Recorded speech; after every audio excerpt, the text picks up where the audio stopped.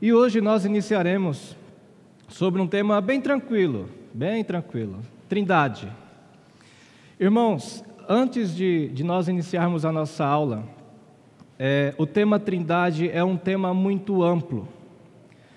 Para os irmãos terem uma ideia, eu conversando com meu professor de teologia sistemática, ele falou sobre Trindade na pós-graduação, no doutorado, e ele deu nada mais, nada menos do que 30 aulas sobre Trindade. Então é impossível nós abordarmos todas as informações que envolvem a Trindade em apenas uma hora, tá bom? Mas vou tentar ser objetivo com os irmãos e eu espero que nós saiamos daqui desta manhã edificados com o estudo da Palavra de Deus. Vamos orar? Senhor nosso Deus e grandioso Pai, Tu és o nosso Deus e não há outro. Pedimos a Tua graça, a graça da sabedoria para que compreendamos a Tua Palavra. Este mistério da Trindade, que o Senhor trabalhe no nosso coração, para que creiamos que o Senhor é o Deus, Deus Pai, Deus Filho e Deus Espírito Santo. Ajuda-nos, Senhor Jesus, capacita-nos, em nome do Senhor Jesus. Amém. Meus irmãos, a nossa aula será dividida em 5 partes. Fiquem tranquilos que eu pretendo terminar a aula dentro de 1 hora. As duas primeiras partes, que é a introdução e o contexto, eu pretendo ser muito breve, porque não é o objetivo da aula, não é o meu objetivo trazer muitas informações sobre a introdução, sobre o contexto. O contexto, eu vou trazer aqui 2 teorias que, na época, distorciam completamente a Trindade. E a terceira e a quarta parte, que é a criação e a salvação, aqui é o coração da aula. É aqui que eu quero que os irmãos prestem bem atenção, porque eu pretendo não abordar a Trindade nesta manhã, dizendo, olha, vou falar agora sobre o Pai, vou falar sobre o Filho, vou falar sobre o Espírito Santo. Não é essa a ideia. É uma abordagem correta, mas não é a minha ideia nesta manhã. A minha ideia é mostrar o envolvimento da Trindade na criação e na salvação. E, por fim, eu quero trazer aqui algumas aplicações, o que a doutrina da Trindade ensina para a nossa vida cristã. Ao estudarmos sobre a Trindade, antes de iniciar a introdução, cada intervalo eu darei a oportunidade à igreja para compartilhar, para perguntar, tá bom? Durante quando eu estiver desenvolvendo, para eu não perder minha linha de raciocínio, a gente vai deixar sem perguntas. Meus irmãos, quando nós falamos sobre a doutrina da Trindade, esta doutrina, a palavra Trindade, nós não encontramos nas Escrituras. E esse é um dos motivos para as pessoas não acreditarem na Trindade. Porque se eu partir deste pressuposto, eu posso afirmar que o livro de Esther não é inspirado, porque não tem o nome de Deus, mas fala sobre Deus. Então, um outro motivo que a doutrina da Trindade é alvo de muita discussão é que algumas pessoas acreditam que Trindade significa 3 deuses. E essa é uma teoria triteísta. Nós, reformados, nós não acreditamos nesta teoria. Nós acreditamos que há um Deus em 3 pessoas. Deus Pai, Deus Filho e Deus Espírito Santo.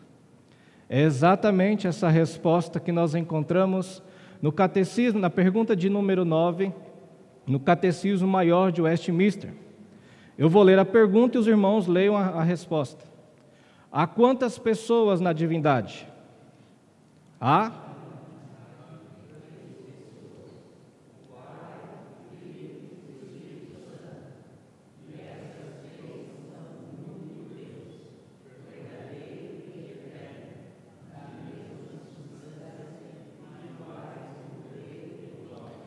Vejam, a pergunta diz: há quantas pessoas na divindade? E a resposta é muito clara: há 3 pessoas: o Pai, o Filho e o Espírito Santo. Essas 3 pessoas não são três deuses, apenas um único Deus, Deus verdadeiro, Deus eterno, da mesma essência de poder e glória. Em certo sentido, a doutrina da Trindade, ao analisarmos a resposta da pergunta de número 9 do Catecismo, em certo sentido, a doutrina da Trindade, ela é um mistério para nós, mas não para Deus, porque para Deus não há mistério. Por que ele é um mistério para nós? Porque a nossa mente não é capaz de imaginar 3 pessoas em uma só. Por exemplo, nós fazemos parte da mesma natureza. Nós temos a mesma natureza, a natureza humana. Nós somos pessoas distintas e separadas. Não é o caso de Deus, da Trindade. Nós temos 3 pessoas distintas, Deus Pai, Deus Filho e Deus Espírito Santo, mas não são separados. E aí a nossa mente não consegue compreender. E a Bíblia não se interessa em nos informar como que essas 3 pessoas se relacionam entre si. Porque lá em Deuteronômio fala que as coisas encobertas pertencem a Deus. As coisas reveladas nós encontramos nas Escrituras. Todas as informações que era para nós sabermos, nós encontramos sobre a Trindade, nós encontramos na Escritura. Eu trouxe aqui um slide para que os irmãos tenham uma compreensão melhor sobre a Trindade. Deus é 3 pessoas. Cada pessoa é plenamente Deus. Nós vamos ver isso daqui a pouco no contexto. Algumas teorias que afirmam que as pessoas não são plenamente Deus. E há um só Deus, não 3 deuses, como os triteístas afirmam. Portanto, meus irmãos, na Trindade nós encontramos um Deus, uma só vontade, uma só mente e um só poder. E por que estudar a Trindade? Porque esta doutrina, desta série de 60 estudos, ela não vem primeiro, porque o pastor jogou lá colocou, não, vamos falar sobre eternidade. Não. Tem uma lógica de Trindade, será o primeiro estudo. Porque ela é a base de tudo que nós vamos estudar daqui para frente. Porque se eu negar a Trindade, não há encarnação. Se foi apenas um homem que morreu na cruz do Calvário, nós estaríamos mortos em nossos delitos e pecados.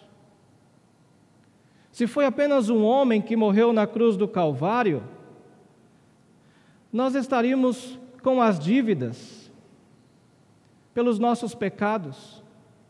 Então, meus irmãos, a Trindade, ela é a base da vida cristã. Se eu negar a Trindade, eu estou negando que Cristo não foi Deus-homem. Se eu negar a Trindade, eu estou afirmando que Deus, Ele é sozinho e não 3. Então, meus irmãos, Bavinck, ele comentando sobre a importância da Trindade, ele diz: na doutrina da Trindade que sentimos o pulsar de toda a revelação de Deus para a redenção da humanidade. Somos batizados no nome do Deus Trino, e nesse nome encontramos descanso para a nossa alma e paz para a nossa consciência. Nosso Deus está acima de nós, diante de nós e dentro de nós. John Owen também, ele diz: a doutrina da Trindade é a base de toda a comunhão com Deus e a dependência confortável dele. A Trindade é a base da piedade pessoal. Nós encontramos no livro A Beleza e a Glória do Espírito Santo. Portanto, meus queridos, o que nós estudaremos hoje está no coração da teologia cristã. Apesar da Trindade não ser compreendida plenamente, é possível compreendê-la em parte. E esse é o nosso objetivo desta manhã. Eu pretendo mostrar a beleza e a importância da Trindade na vida cristã. Alguma pergunta? Algum comentário? Então vamos para a segunda parte da nossa aula, o contexto. A doutrina da Trindade sempre foi alvo de muitas controvérsias. E eu trouxe aqui apenas duas teorias que distorcem ou distorceram totalmente a doutrina da Trindade. A primeira delas é o monarquianismo. O que era o monarquianismo? O monarquianismo, ele tentava explicar a pessoa divina, só que eles acreditavam que Deus não era tripessoal, ou seja, Deus era três pessoas, eles acreditavam num Deus unipessoal. E aqui eu trouxe algumas características desta teoria. Para o monarquianismo, havia o monarquianismo modalista e o dinâmico.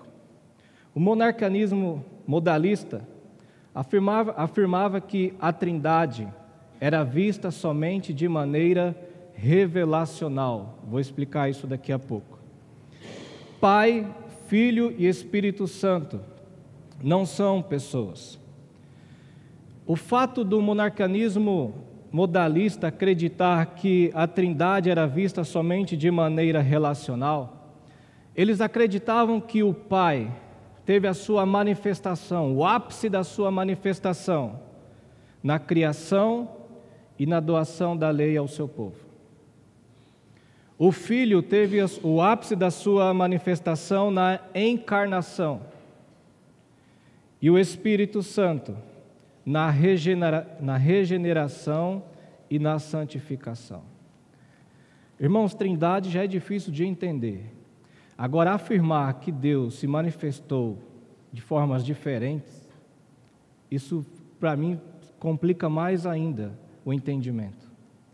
Porque a ideia é, se Cristo manifestou na criação, se Deus Pai manifestou na criação, o Filho manifestou na encarnação, o Espírito Santo manifestou na regeneração, quem que vai voltar?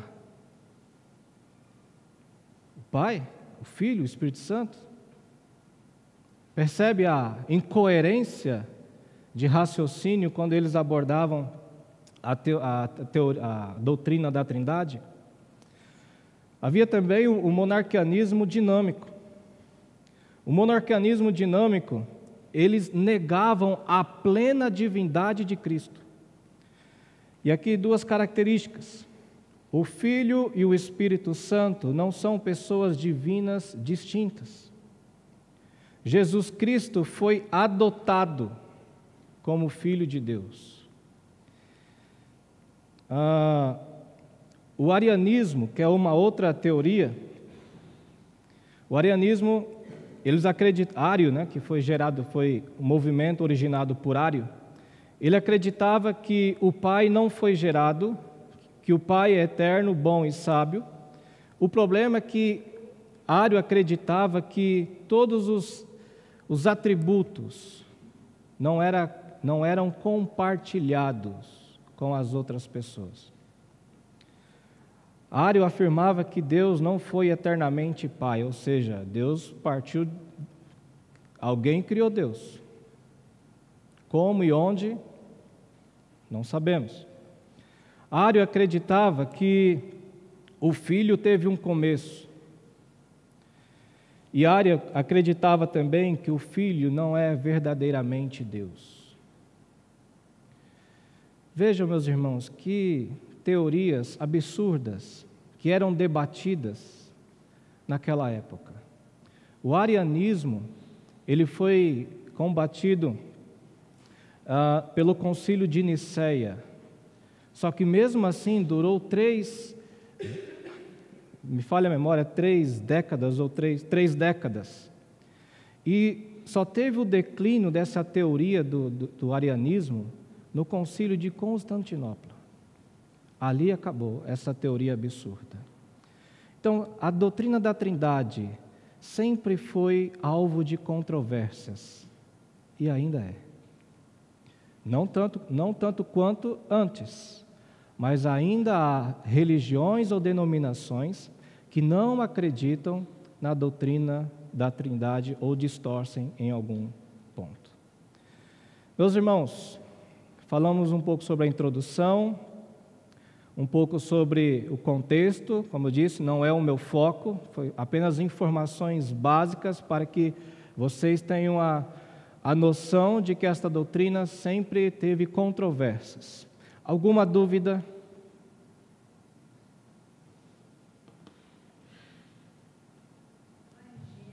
Só um pouquinho, dona Enia, o rapaz. Tudo bem, seminarista. Eu queria saber quem foi o proponente do monarquianismo e qual foi o tempo, época em que ele surgiu, por favor. Quem originou o monarquianismo, isso? O proponente. Quem foi o idealizador? O monarquianismo foi, deixa eu ver se são os mesmos aqui. O monarquianismo dinâmico, Paulo de Samazota. E o monarquianismo modalista foram 3, Noeto, Praxias e Sabélio. Agora o ano eu não vou conseguir anotar. E o arianismo foi ário. 250 a 336. Dona Eni, por favor. Só um momento, deixa só o microfone chegar ali. Lá em Gênesis tem o versículo que Jesus estava com Deus na criação, quando ele diz: façamos o homem à nossa imagem semelhante. A senhora leu a minha aula, né, dona Eni? Já. A senhora leu a minha aula, né? Então vai contra essas doutrinas. É exatamente o que nós vamos falar agora, dona Eni. Mas olha, vou descobrir como que a senhora leu a minha aula. Meus irmãos, mais alguma dúvida? Não? Então agora eu peço que os irmãos prestem muita atenção, que nós chegamos agora na parte mais importante da aula, que é sobre a criação, o envolvimento da Trindade na criação. Meus queridos, existem várias passagens nas Escrituras que mostram o envolvimento da Trindade na criação. Logo no 2º versículo, nós vemos lá que o Espírito de Deus pairava por sobre as águas. Em Gênesis 1, 26, está escrito: façamos o homem a nossa imagem e semelhança. Ou seja, e vários outros versículos que nós encontramos de uma forma fácil e simples e clara o envolvimento da Trindade na criação. Porém, nós devemos fazer uma seguinte pergunta: por que Deus criou todas as coisas? Nós estamos acostumados a se referir a Deus como o Criador e o Soberano. Se eu perguntar para alguém aqui quem é Deus, possivelmente 1, 2 ou 3 respostas ou mais seria: não, Deus é o meu Criador, Deus é soberano sobre todas as coisas. Está certo, é bíblico.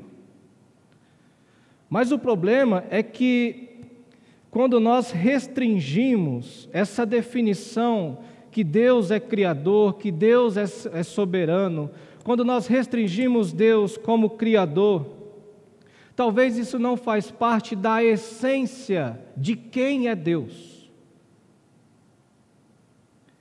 Porque se eu perguntar, se eu fizer esta mesma pergunta a um muçulmano: quem é Deus? Ele vai responder: Deus é Criador de todas as coisas. Deus é soberano. O problema é que o Deus para eles é Alá. E eu tenho um livro chamado A Mensagem do Islã. É como se fosse um catecismo, perguntas e respostas. Está escrito lá, quem é Alá? Olha a resposta deles. Ele é Alá, não existe Deus senão Ele, o Todo-Poderoso. Glorificado seja Alá, o Criador, o iniciador da criação, o configurador. Ou seja, nós cremos, veja, não estou comparando Deus com Alá, o Criador, o Deus verdadeiro com Alá, longe disso, pelo amor de Deus. Mas o que eu quero mostrar para vocês é que as pessoas tendem a moldar Deus ou a definir Deus de acordo com as suas expectativas pessoais e pressuposições. Eles pressupõem que Alá é o Deus verdadeiro. Nós não pressupomos, nós cremos que Deus, Criador dos céus e da terra, que Ele é soberano. Portanto, quando nós partimos do pressuposto que Deus é o Criador, nós estamos pensando Deus em relação à criação. Só é Criador quem cria. Ninguém é Criador sem criar algo. E aí nós devemos fazer uma outra pergunta. Quem era Deus antes da criação? Aí Alá fica sem resposta. Quem era Deus antes da criação? A Bíblia nos responde. Vamos ler este versículo, João 17, 24? Todos. Pai, a minha vontade é que onde eu estou, estejam também comigo os que me deste, para que vejam a minha glória que me conferiste, porque me amaste antes da fundação do mundo. Meus queridos, antes mesmo de Deus ser o Criador, antes mesmo de Deus ser o soberano sobre todas as coisas, Ele já era Pai. Ele amava o seu Filho. Olha lá, porque Jesus está falando, porque me amaste a partir da criação? Não, antes da fundação do mundo. O amor trinitário antes da fundação do mundo já existia.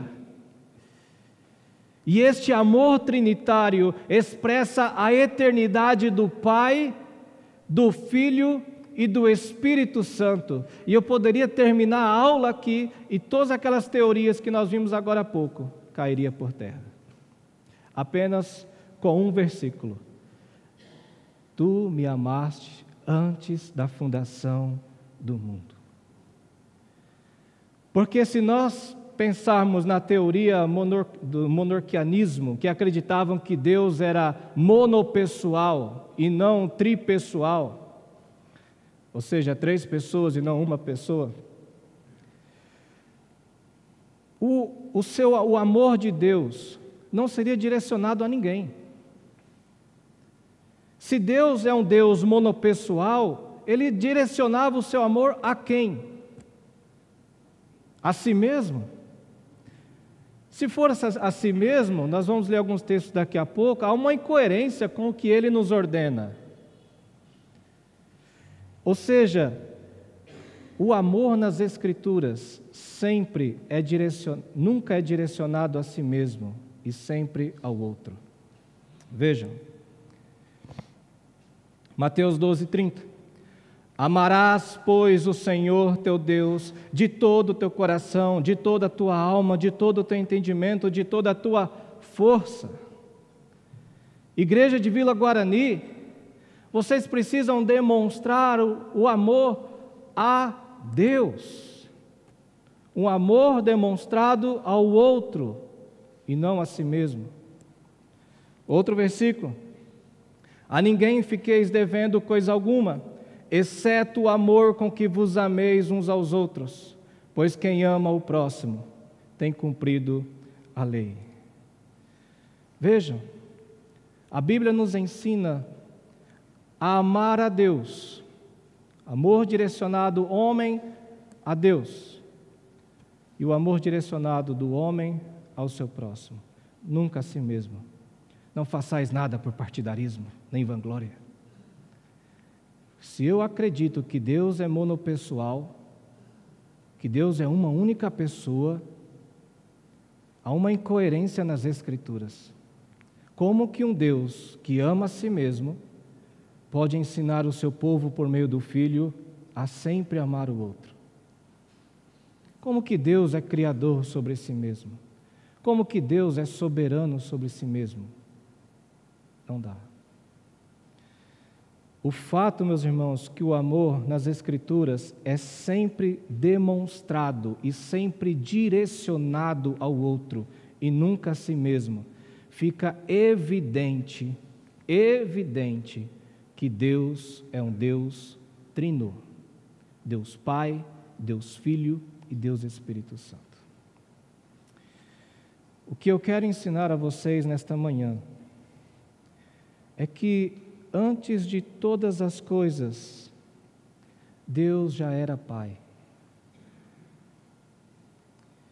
E é exatamente essa verdade que afirmamos na primeira frase do credo apostólico. Quem lembra? E o quê?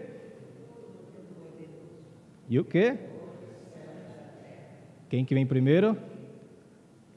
Pai. Creio em Deus, Pai, o Criador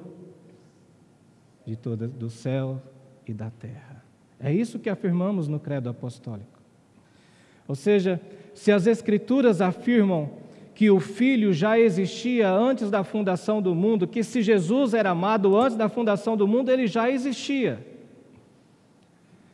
Então aqui cai por terra a teoria ariana, que afirmava que Jesus tinha começo. Acabou. É uma teoria antibíblica.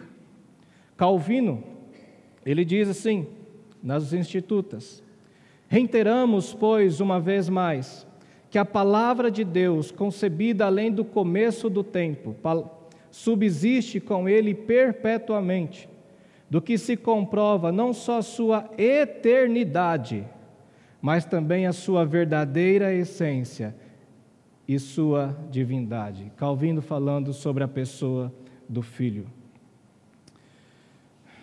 John Owen diz assim: se o Filho não tivesse pré-existência em sua natureza divina, não havia Deus, o Pai, pois também não havia Filho. Só é possível existir Pai tendo Filho. Só é possível ser filho tendo Pai. Se não tiver, é impossível. Então, meus queridos, esta identidade revelada por Deus sobre si mesmo, Deus é Criador, sim. Deus é soberano, sim. Mas antes de ser Criador e soberano, Ele era Pai. Ele é Pai e sempre será Pai. Isso significa que a forma correta de pensar sobre Deus é começar com Jesus Cristo. É o que nós fizemos naquele versículo de João 17. Nós descobrimos que Deus é Pai, descobrimos, entre aspas, que Deus é Pai, por meio da fala de Jesus Cristo. Tu me amaste antes da fundação do mundo. O próprio Jesus diz a Filipe: quem vê a mim, vê o Pai. Meus queridos, Deus não assumiu um papel de Pai, como nós assumimos. Ele é Pai. O tempo todo, Ele é Pai. Isso trata da sua identidade, da sua essência. Ele governa como Pai. Isso significa que a maneira que Ele reina sobre a criação é muito diferente do que qualquer outro Deus poderia reinar sobre a criação. E essas verdades devem trazer alento para o nosso coração. Sabe por quê? Porque todos os nossos caminhos não são conduzidos por qualquer Deus. A nossa vida não é conduzida por um Deus que foi criado pelo barro, foi criado pelo homem. A nossa vida é conduzida pelo Pai. E essa é uma verdade suficiente para que nós descansemos na Trindade, no Deus Pai, no Deus Filho e no Espírito Santo. Quando as coisas estiverem difíceis na sua vida, lembre-se que acima de você existe um Pai, que tudo que coopera para aqueles que o amam. Porque os nossos caminhos, os caminhos do Senhor, são formosamente e perfeitamente paternais. A nossa vida é conduzida pelo Pai. O Pai, o Filho e o Espírito Santo. Mas o que significa, o que realmente significa Deus ser um Pai? Nós projetamos um conceito de pai muito superficial e temporário, porque é possível que eu seja pai por um tempo temporário. Não sei que dia que os meus filhos morrerão.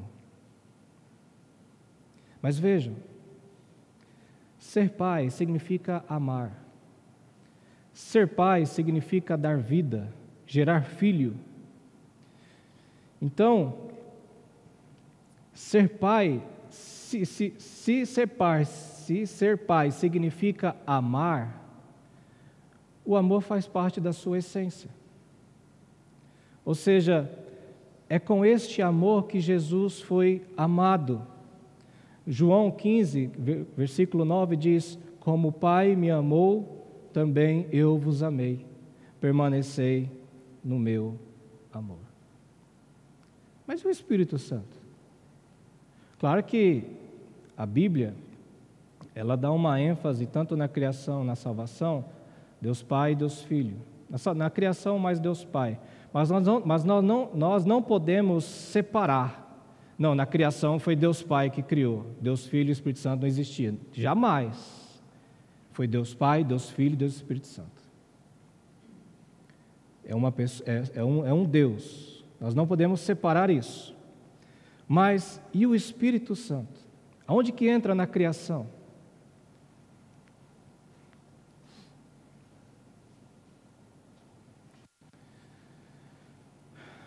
Lá no batismo, veja o batismo de Jesus, Mateus 3, 16, 17. Batizado Jesus, saiu logo da água, e eis que se lhe abriram os céus, e viu o Espírito de Deus descendo como pomba, vindo sobre ele, e eis uma voz dos céus que dizia: este é o meu Filho amado, em quem me comprazo. O Espírito é a dádiva do Pai amoroso ao Filho. A mesma expressão do amor de Deus que ali recaiu sobre o Deus Filho, recaiu sobre nós. Veja, ora, a esperança não confunde, porque o amor de Deus é derramado em nosso coração por quem? Pelo Espírito Santo. Meus queridos, a dádiva do Espírito Santo no nosso coração é a maior expressão do amor de Deus pelas nossas vidas. O Espírito Santo é o meio usado pelo Pai para amar, para abençoar, para capacitar. Nós não temos o Espírito Santo porque nós somos melhores do que os outros, não. É uma expressão da graça, do amor de Deus sobre a minha vida e sobre a sua vida. Até aqui nós falamos sobre o envolvimento da Trindade na criação. Alguma dúvida, algum comentário, alguma crítica? Não concordo.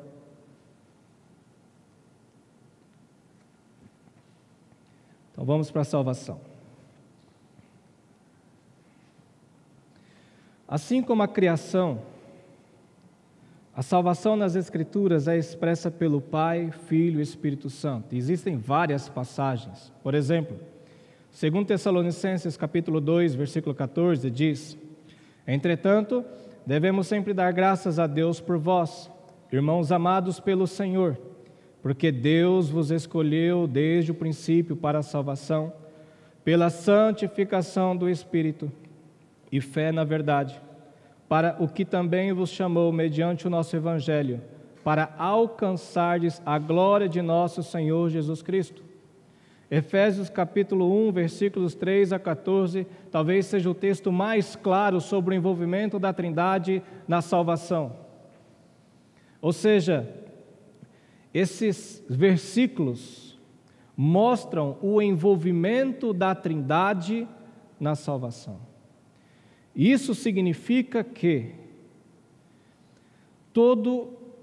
em todo o processo da salvação é necessário que haja uma unidade de propósito e uma cooperação com o mesmo objetivo. Deixa eu explicar isso melhor.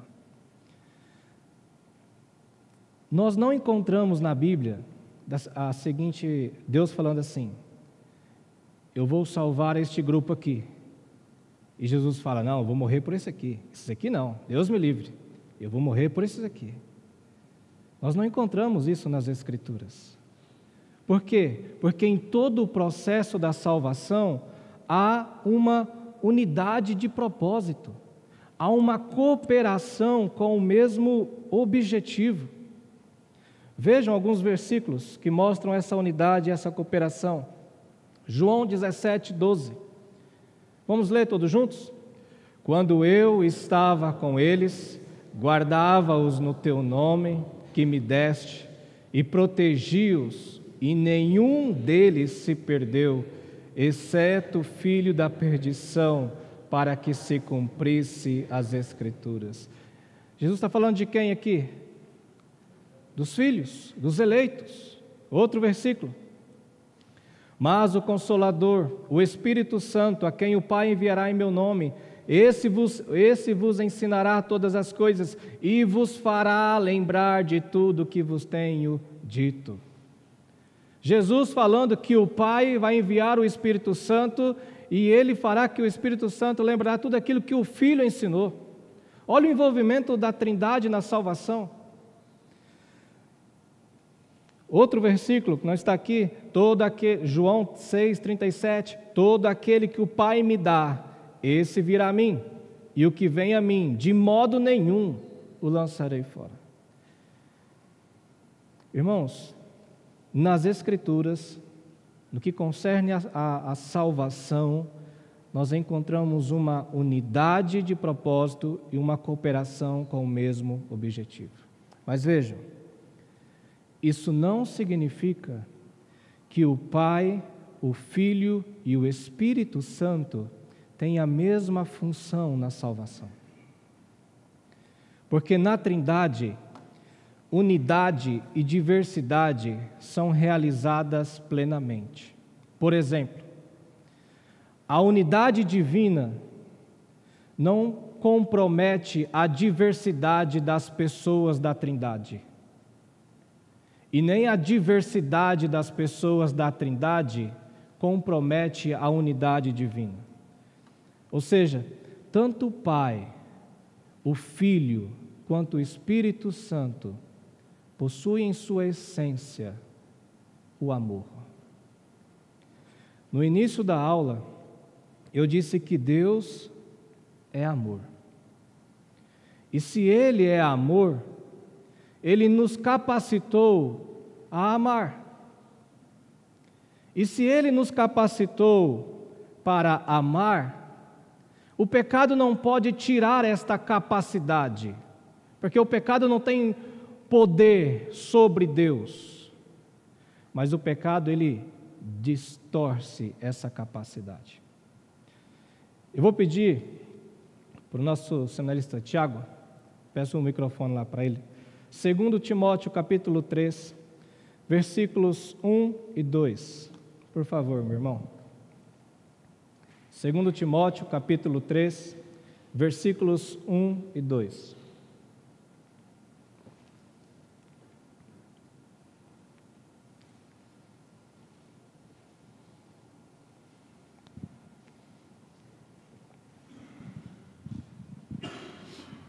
Segundo Timóteo 3, versos 1 e 2. Sabe, porém, isto: nos últimos dias sobrevirão tempos difíceis, pois os homens serão egoístas, avarentos, jactanciosos, arrogantes, blasfemadores, desobedientes aos pais, ingratos, irreverentes, desafeiçoadores, implacáveis, caluniadores, sem domínio de si, cruéis, inimigos do bem. Vejam, sabe, porém, isto: nos últimos dias sobrevirão tempos difíceis, pois os homens serão egoístas. Por isso que é importante nós enxergarmos o plano da salvação à luz da natureza da Trindade. Porque ao fazermos isso, nós entenderemos que o que aconteceu no Éden não foi apenas quebras de regras. Quando olhamos o plano da salvação à luz da doutrina da Trindade, nós entenderemos que o que aconteceu no Éden não foi apenas maus comportamentos. Foi algo mais profundo do que isso. Foi isso, mas foi algo mais profundo do que isso. O que realmente aconteceu no Éden foi que os nossos pais, só um momento. Os nossos pais, eles rejeitaram o amor, o verdadeiro amor da sua vida. O reverendo Heber Júnior, ele diz que o que aconteceu no Éden foi um amor desordenado, foi um amor produzido pela cobiça. Por isso que nos últimos dias os homens serão amados pela própria cobiça. Lá na criação eu disse que o amor era sempre direcionado a quem? A quem? Ao outro. Mas o pecado fez o quê? Mudou essa direção. Passou a ser para si mesmo. Ou seja, aquela imagem que Deus criou o homem, aquele momento que Deus criou o homem, a imagem e semelhança, a partir da queda dos nossos pais, esta imagem foi totalmente distorcida, corrompida, mas não destruída. Então, o Deus Pai tinha que fazer alguma coisa. Se nós estávamos mortos em nossos delitos e pecados, e morto não faz nada. Se Deus criou o homem, a sua imagem e semelhança, e o pecado foi lá e corrompeu essa imagem, alguma coisa deveria ser feito. Claro que nada fugiu do controle e dos planos de Deus. Mas o que Deus fez? Deus enviou o seu Filho para que esta imagem fosse renovada por meio do Espírito Santo. Nós vamos ver isso daqui a pouco. Olha só.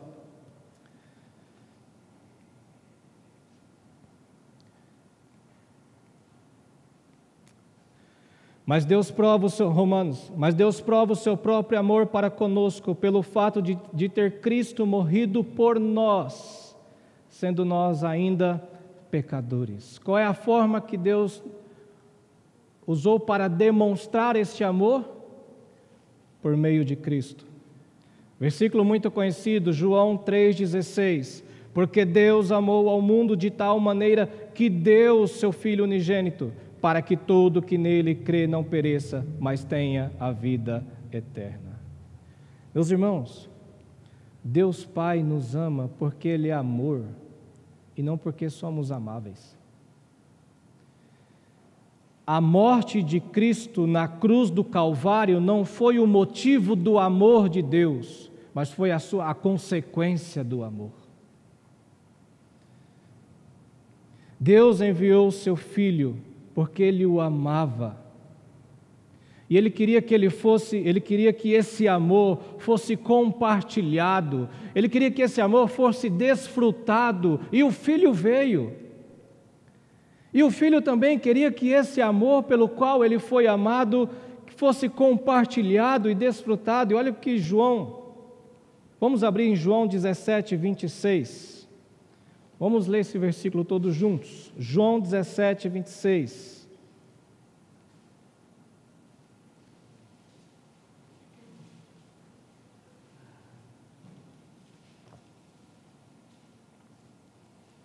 João 17, 26. Vamos lá? Eu lhes fiz conhecer o teu nome, e ainda o farei conhecer, a fim de que o amor com que me amaste esteja neles e eu neles esteja. A fim de que o amor com que me amaste esteja em quem? Neles. Quem que é o neles? Os filhos de Deus. Deus queria que esse amor fosse compartilhado, desfrutado. O Filho veio, agora o Filho também quer que esse amor seja compartilhado em nós. Em outras palavras, antes de haver o mundo, o Pai já amava o Filho, mas o Filho quer que este amor pelo qual Ele foi amado esteja em nós. O Filho quer que nós experimentemos este amor. John Owen diz assim: nada nos torna tão parecidos com Deus quanto nosso amor a Jesus Cristo. O amor nas Escrituras sempre é acompanhado pela entrega. Deus deu o seu Filho. E o Filho, Efésios 5, 25, vamos abrir. Efésios capítulo 5, 25.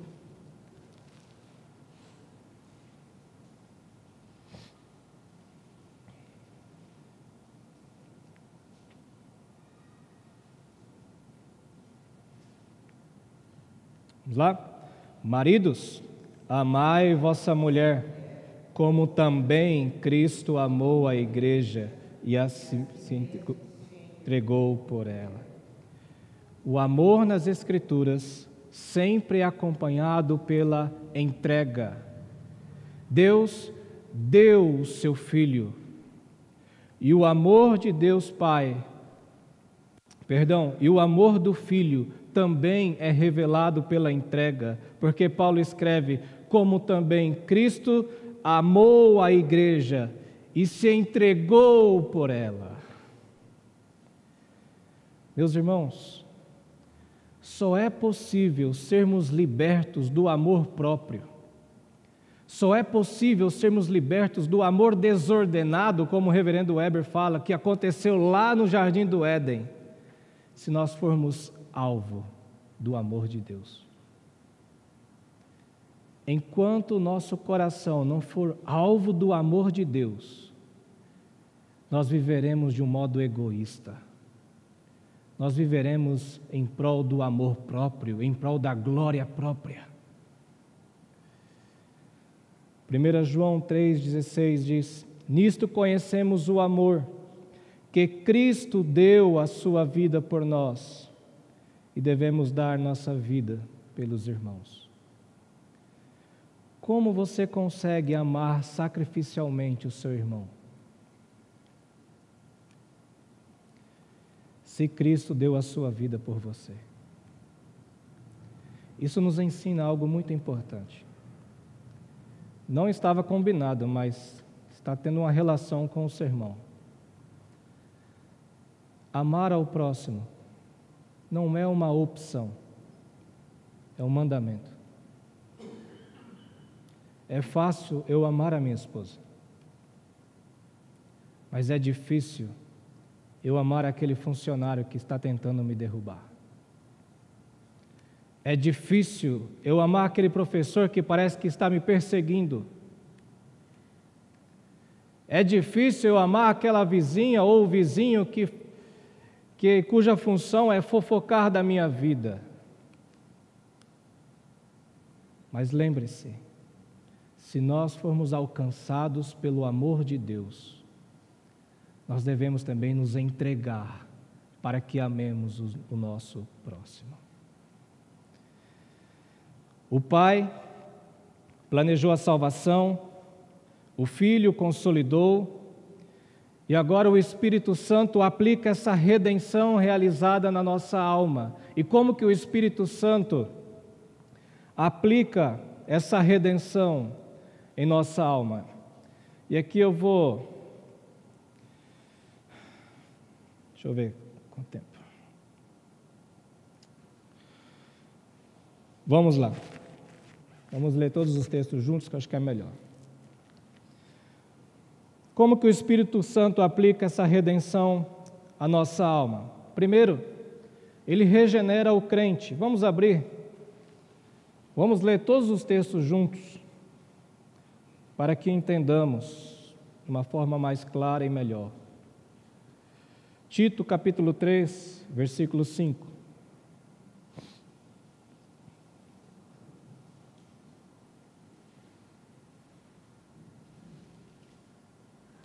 Tito 3, 5. Vamos lá? Não por obras de justiça praticadas por nós, mas segundo a sua misericórdia, Ele nos salvou mediante o lavar regenerador e renovador do Espírito Santo. Como que o Deus Pai nos salvou? Mediante o lavar regenerador e renovador de quem? Do Espírito Santo. Deus Pai planejou a salvação. O Filho consolidou por meio da sua morte. E agora entra o Espírito Santo. Ele nos regenera. Uma outra função. Ele nos adota. Romanos 8,15. Eu acho que eu inverti aqui, irmãos. Desculpa, eu acho que vai estar tudo errado o slide, não me atentei a esse detalhe. Esquece, só se atenta à primeira parte, esquecem as referências. O Espírito Santo batiza o crente, segundo Coríntios 12, 13. Desculpe aí pelo meu erro. Segundo Coríntios 12, 13. Vamos lá? Pois em um só Espírito, todos... Vamos lá, todos juntos? Ah? 12, 13. Segundo? Primeira? Consegui errar de novo. Então leiam por gentileza, vai.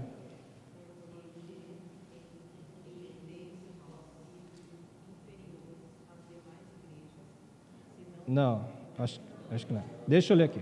Pois em um só Espírito, todos nós fomos batizados em um corpo, quer judeus, quer gregos, quer escravos, quer livres, e a todos nós foi dado beber de um só Espírito. Veja, meus irmãos, que o Espírito Santo nos regenera, mas o Espírito Santo também nos batiza. O Espírito Santo nos adota. Romanos 8,15. Espero que esteja certo. Romanos 8,15. Porque não recebeste, está certo? Então vamos lá. Porque não recebestes o espírito de escravidão para viverdes outra vez, mas recebeste o espírito de adoção, baseados no qual clamamos Abba, Pai. O Espírito Santo, primeira função, ele nos regenera. Depois ele nos batiza, que não está aí. Depois ele nos adota. Nós fomos adotados pelo Espírito de adoção. Depois o Espírito Santo, ele sela. Efésios 1:13. O Espírito Santo sela o crente.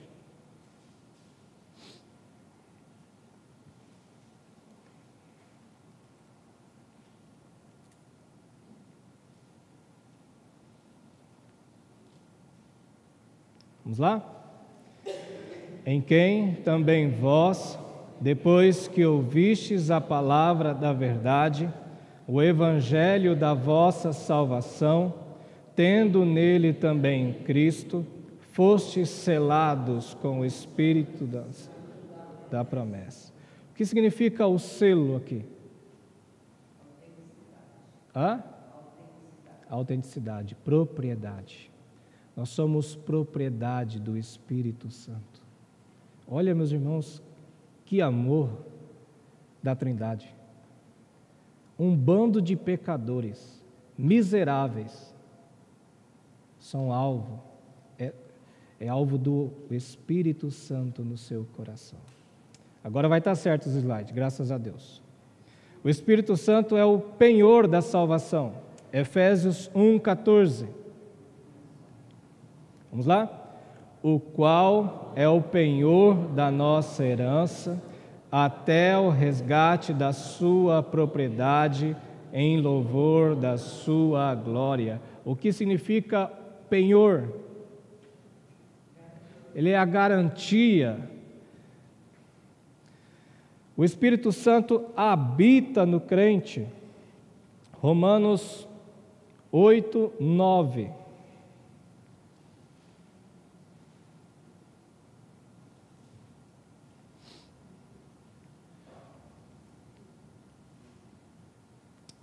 Vamos lá? Vós, porém, não estáis na carne, mas no Espírito, se de fato o Espírito de Deus habita em vós.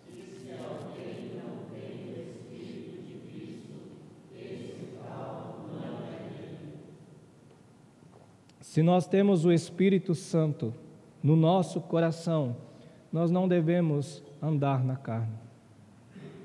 Nós não devemos fazer qualquer coisa, andar em qualquer lugar, falar qualquer palavra, porque o Espírito Santo habita dentro do nosso coração.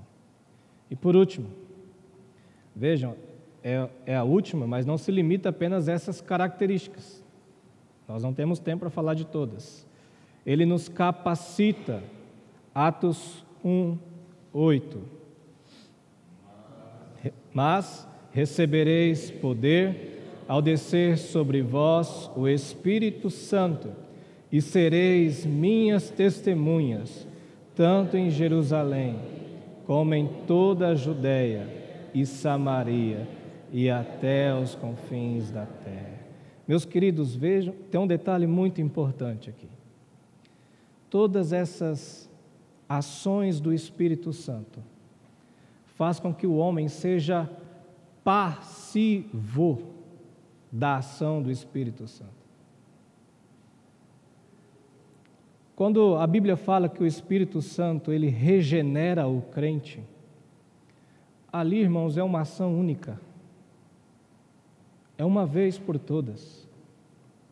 A regeneração que a Bíblia está falando aqui, obrigado, meu querido, não é a regeneração que nós vemos em alguns retiros espirituais, onde o pastor, de uma forma muito emocional, ele chama os adultos e os jovens e fala assim: olha, vocês querem entregar a sua vida a Jesus, venham aqui à frente. E aquele jovem vai motivado, emocionado, fala assim: não, eu quero entregar a minha vida a Jesus hoje, graças a Deus. E chega em casa e fala: pai, eu entreguei a minha vida a Jesus. E o pai fala: glória a Deus. Mas quando termina o sentimento, o emocionalismo do retiro, aquele jovem começa a fazer as coisas erradas.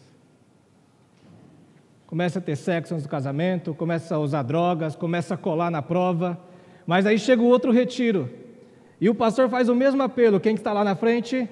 Aquele jovem, o regenerado.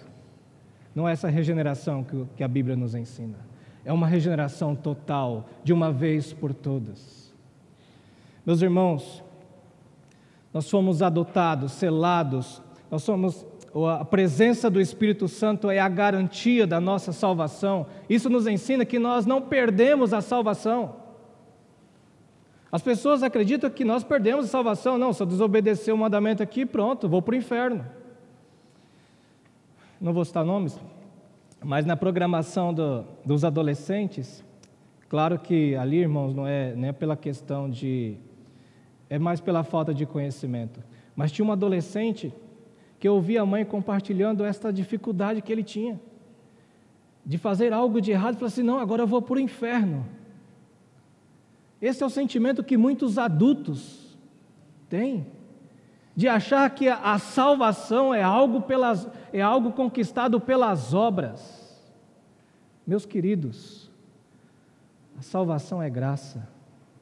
A salvação é a obra da Trindade na vida dos pecadores.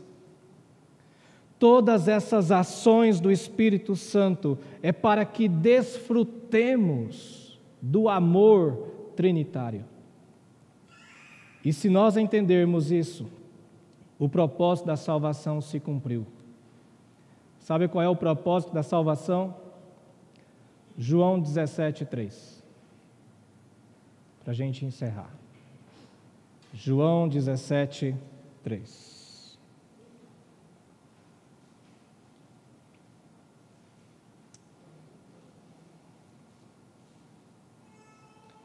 Vamos lá? E a vida eterna é esta, que te conheço, ti só.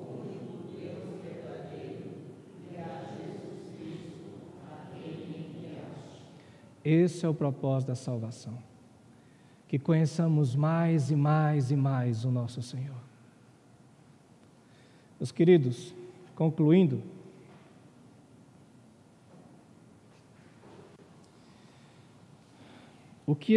a primeira lição que eu quero deixar aqui para vocês é que o que experimentamos de Deus e de sua salvação nesta terra é apenas um preparativo para aquilo que está, desculpa a redundância, preparado para nós na eternidade.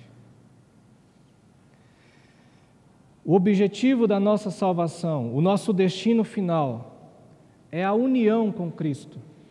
Por isso que a Trindade ela precisa estar envolvida na salvação. Então jamais podemos entender o nosso lugar como membros do corpo de Cristo, apenas aqui, agora, nesta terra. Nós sempre seremos membros do corpo de Cristo na eternidade. Segunda lição que eu quero deixar aqui. Viva uma vida de santificação. É uma outra função, característica do Espírito Santo, ele nos santifica. Você pode ter 2 meses de igreja, 1 ano, 10 anos, 30, 50 anos de igreja. Mas se você não viver como Cristo viveu, se você não tiver uma vida de santidade, você não herdará o reino dos céus. Porque sem santidade, ninguém verá a Deus. Igreja não salva, Cristo salva. E Ele nos salvou para que andemos de modo digno, para que andemos de um modo, para que desfrutemos e compartilhemos o amor de Deus na vida das pessoas. E a última aplicação que eu quero deixar aqui, seja grato. A nossa gratidão não está baseada nas circunstâncias, apesar que essas circunstâncias influenciam o nosso coração. A nossa verdadeira gratidão está fundamentada, alicerçada na Trindade. Aquilo que o Deus Pai, o Deus Filho, o Deus Espírito Santo fez por mim e por você. Seja um cristão grato. Meus queridos, é isso. Eu quero aqui rapidamente apresentar a bibliografia. Eu vou ser bem sincero, não vou falar os nomes dos autores, porque o meu inglês não é legal. A beleza e a glória do Espírito Santo, o Catecismo Maior de Westminster, deleitando-se na Trindade. Meus queridos, se possível, compre esse livro. A leitura agradável e fantástica esse livro. Eu conheci, não sabia desse livro, eu conheci preparando esta aula. A Dogmática Reformada do Bavinck, O Ser de Deus e os Seus Atributos, do Heber Campo Pai, Conhecendo o Deus Trino, A Beleza e a Glória de Cristo, A Doutrina da Trindade, do John Owen, O que é Trindade, do Sproul, esse aqui é um livreto bem pequenininho, Confissão de Fé de Westminster comentada, A Trindade na Escritura, História, Teologia e Adoração, Teologia Sistemática do Gruden e as Institutos de João Calvino. Essa foi a bibliografia que Deus me deu a graça de preparar esta aula. Alguma dúvida, algum comentário, alguma crítica? Como diz os professores do JMC, ou entenderam tudo, ou não entenderam nada. Ou querem ir embora, né? Qualquer um dos três. Meus irmãos, então, vamos orar. Senhor nosso Deus, obrigado pela maravilhosa graça que o Senhor nos concedeu. Um dia nós estávamos mortos em nossos delitos e pecados, incapacitados de alcançar a salvação. Mas por amor ao seu Filho e por amor a nós, o Senhor enviou o seu Filho para morrer em nosso lugar, para morrer a nossa morte, para sofrer as penalidades dos nossos pecados, e enviou o seu Santo Espírito para que vivamos em conformidade com aquilo que o Senhor deixou registrado, para que vivamos uma vida de santidade. Enche o nosso coração do teu Santo Espírito, que sejamos homens e mulheres cheios do teu Santo Espírito. Façamos esta oração no nome do nosso Senhor Jesus Cristo. Amém.